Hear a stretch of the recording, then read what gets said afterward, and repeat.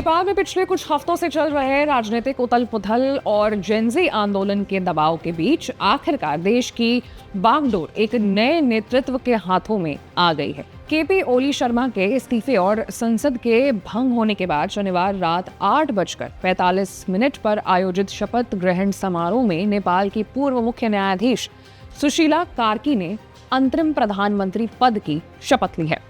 इसके साथ ही वो नेपाल की राजनीति में एक नया इतिहास रच चुकी है, क्योंकि ये पहली बार है जब कोई महिला इस संवेदनशील पद पर आसीन हुई है।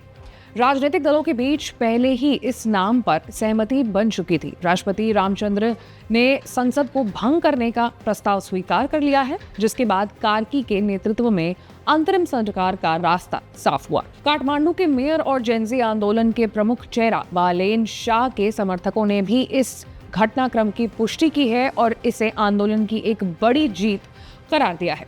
सुशीला कार्की का पर्सोना और उनका बैकग्राउंड उन्हें इस जिम्मेदारी के लिए अलग पहचान दिलाता है। वो नेपाल की पहली महिला चीफ जस्टिस रह चुकी हैं और न्यायपालिका में अपने साहसिक फैसलों के लिए जानी जाती है। उन्होंने बनारस हिंदू यूनिवर्सिटी से पॉलिटिकल साइंस में पोस्ट ग्रेजुएशन किया है। वो अब कार्यपालिका की कमान संभालते हुए भ्रष्टाचार विरोधी आंदोलन और सामाजिक अस्थिरता जैसे गंभीर चुनौतियों का सामना करने वाली हैं। हालांकि अंतरिम सरकार के गठन के बावजूद नेपाल के हालात सामान्य नहीं होते हुए दिखाई दे रहे हैं। भ्रष्टाचार और सोशल मीडिया के बैन के खिलाफ गुस्सा अभी भी सड़कों पर दिख रहा है। 9 सितंबर को हुए हिंसक प्रदर्शन ने हालात को और बिगाड़ दिए। उस दिन प्रदर्शनकारियों ने संसद, राष्ट्रपति भवन और पूर्व प्रधानमंत्री ओली के निजी आवास पर हमला कर आगजनी की थी। इन घटनाओं में अब तक 51 लोगों के मौत की खबर आ चुकी है, जबकि 1000 से ज्यादा लोग घायल बताए गए। इस आंदोलन ने न केवल नेपाल की आंतरिक राजनीति को हिला दिया, बल्कि पड़ोसी देशों के साथ रिश्तों पर भी असर डाला है। भारतीय पत्रकारों पर हमलों की जो घटनाएं हैं वो भी लगातार देखने को मिल रही है, जिसमें मीडिया की स्वतंत्रता और विदेशी पत्रकारों की सुरक्षा पर भी गंभीर सवाल खड़े किए हैं। ताज़ा रिपोर्ट के अनुसार आज ही 2 भारतीय पत्रकारों के साथ मारपीट और बदसलूकी की गई।